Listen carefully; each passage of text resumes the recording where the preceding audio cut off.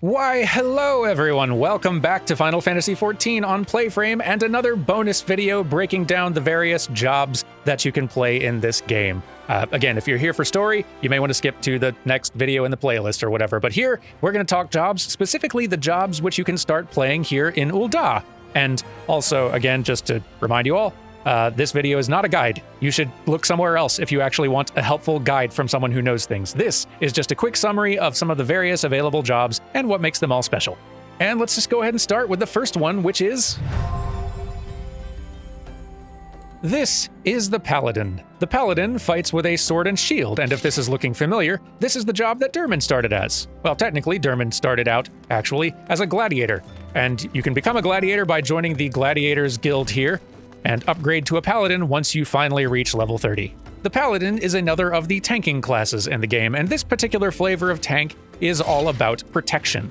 You are very good at making yourself and others quite hard to kill. You got some great tools for reducing or even flat out ignoring incoming damage, you can self-heal in a pinch, you could reduce damage taken by others, and you're no slouch when it comes to damage output either. You've got a 3-hit combo, like a lot of the melee jobs in the game do, and your particular one not only does damage, but also helps to fill this oath gauge here, and also replenishes your MP, which is going to be pretty handy for certain things. For example, you do have some magic damaging spells that can be done from range, like this spell here, Holy Spirit. On its own, it's alright. It's not going to, compete with some of the other, mage damage-dealing jobs in the game, not by a long shot, but it's half decent. But Holy Spirit's going to be way more useful when combined with Requiescat. Use this, and not only is it going to do some damage, but more importantly, it's going to allow you to cast Holy Spirit 5 times at 0 MP cost with no casting time. And that turns this into actually a pretty darn strong spell indeed. But like I said before, protection is your primary job, and that includes protecting yourself. You can spend some of this oath gauge here to use Sheltron to significantly reduce the damage you take from attacks for the next 6 seconds. So if you see a big attack coming up, well, maybe use Sheltron.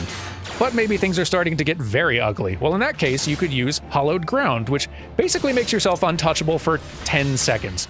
Very few things in the entire video game can kill you during those 10 seconds, which, in a pinch, can make a huge difference. You've also got a few abilities for reducing the damage that others take specifically, like Intervention or Divine Veil, but the flashiest of them is Passage of Arms, which significantly reduces damage to you and everybody standing behind you for the next 18 seconds. And it looks neat. Basically, if you want a relatively straightforward, easy-to-pick-up tanking class to try out, or if you like the idea of being able to shield your squad mates from incoming damage, or if you just like wearing shiny armor and feeling untouchable most of the time, the Paladin's probably a good job to try. But let's move on to our second job today, which is... This is the Monk. The Monk is a job who fights with their fists, or more specifically, fist weapons like these. And you'll start this job by joining the Pugilists Guild right here, upgrading to a Monk once you reach level 30.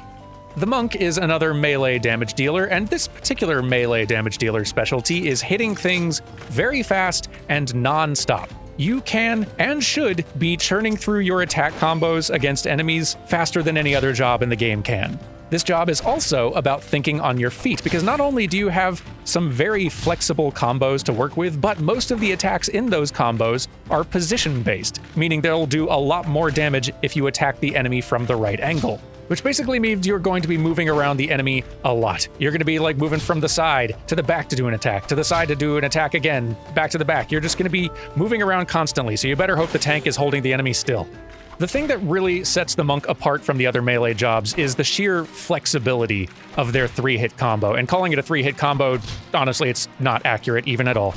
Because a lot of the jobs in this game will occasionally give you branching options with their 1-2-3 combo, like maybe you'll have a choice between 2 attacks that could each work as the third one in the streak, and they've each got different situational benefits. That's fun. Monk effectively has 3 different options for every step in the combo. I've lined them up here. Option 1, 2, 3. And you can string these 3 together however you like. Let's do Bootshine first. Okay, we could follow it up with any one of these other 3. All of them have different benefits. All of them work best from different positional angles. Well, most of them work best from different positional angles. Some of them will work best if you hit from the side, some if you hit from the back. All of them have very useful situational utility. It can take a bit of effort to get the hang of and to get used to like learning the muscle memory of what all these different buttons do and which ones work best from which angle, and I've done a very bad job demonstrating which angles you're supposed to hit them from because I'm also trying to talk. But if you can get the hang of this, once you develop that muscle memory, you are going to be improv stringing these attacks together in just a non-stop combo blur. Your combo effectively never ends, and that makes Monk pretty darn fun. You'll also notice these two other little gauges over here, the Chakra gauge and the Master's gauge. Using attacks in your main combo along with some supplemental skills, and you can fill these up and execute a variety of other, even bigger, fun attacks. It's a grand old time. Basically, if you like an active playstyle where you are always dancing around the enemy and don't mind a bit of a learning curve, or if you like being able to get into a flow and stringing together what's effectively one never-ending attack combo, or if you just want to play the job that lets you punch gods in the face, which is very fun, the Monk is worth at least trying. But we got one more job to talk about today. Let's move on to... This is the Black Mage. The Black Mage fights with a staff. Well, technically they fight with magic, but they cast the magic with the staff. And this is their guild. To play a Black Mage, you will start out by joining the Thaumaturge's Guild here, upgrading to a Black Mage as is tradition once you reach level 30. The Black Mage is a ranged magical damage dealer, and this particular one is just the ultimate glass cannon. You can put out some of the biggest damage numbers in the game as a Black Mage, but those big spells tend to have big cast times, and moving will interrupt your cast, so you're often going to have to stand still in one place for seconds at a time, which can be quite scary, especially when the boss you're fighting can throw out this many danger puddles. The foundation of Black Magery is alternating between Blizzard and Fire spells. Blizzard spells, in addition to all the nice damage they do, will increasingly refill your MP with each successive cast, and look very flashy. Fire spells will burn through that MP very quickly, but put out increasingly huge damage numbers with each successive cast.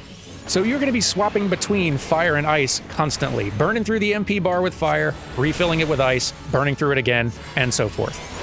Alongside that, you'll throw in some other fun spells like Thunder for damage over time.